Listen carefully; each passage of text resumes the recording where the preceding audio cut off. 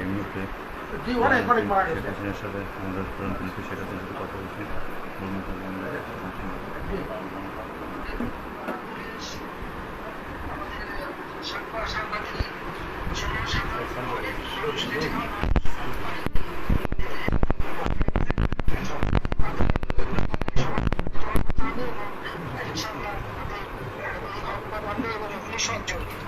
এর বিচারে যাতে হয় সেটা ব্যবস্থা করতে হবে, বিচার আমরা চাই।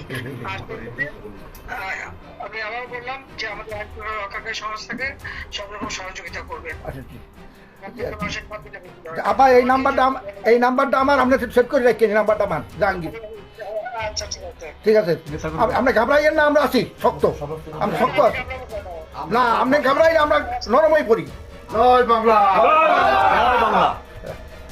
আপা আপনি আমি আর ইতিমধ্যে সমস্ত ঘটনার পরে যে কত মানুষ মারা গেছে, আমাদের পুলিশ মাইনে ঝুলাই রেখে দেয়। আমাদের কর্মী মাইনে হাসপাতালে চিকিৎসা করতে গেলে তাকে টাইনে এনে ঝুলাই গুলি করে মারে। পুলিশের পিঠা মারা, এরকম বিভৎস ঘটনা কে দেখছে? আর কতগুলি আমি দেখলাম মনে হলো পুলিশ গুলি করলে তো ঠান্ডা গুলি হতো, সেটা তো জানা যাচ্ছে সব বুলেট এবং খুব কাছে থেকে পাওয়া।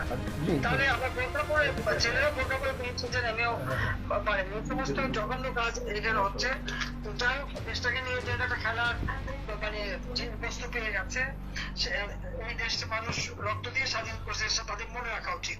আর এত উন্নতি করছে নষ্ট নয়, সেটাও তাদের বিবেচনা করা উচিত ছিল যে তারা তো নিজেই ব্যবহার করবে।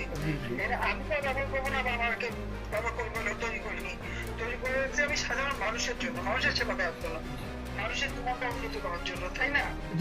কাজে আপনারা যেভাবে আছেন আমার মনে হয় সবাই থাকেন, আর আপনারা ধৈর্য মর্যাদার সাথে পালন করেন। শেখ হাসিনা ভয় নাই, আছি। হ্যাঁ ঠিক আছে, দোয়া করে থাকবা। সবাইকে সবাই দেখেন, এখন আর আগে বছর না জি জি জি জি আপা, ঠিক আছে ঠিক আছে। শেখ হাসিনা ভয় নাই। সুপ্রিয় বরগুনাবাসী, তারা বাংলাদেশের যারা লাইভটি দেখেছেন, মাত্র আমাদের মাননীয় নেত্রীর সাথে কথা বলেছেন বরগুনা জেলা আওয়ামী লীগের সংগ্রামী বিপ্লবী সাধারণ সম্পাদক জনাব আলহাজ মোহাম্মদ জাহাঙ্গীর কবির কাকা, জনাব আলহাজ মোহাম্মদ জাহাঙ্গীর কবির।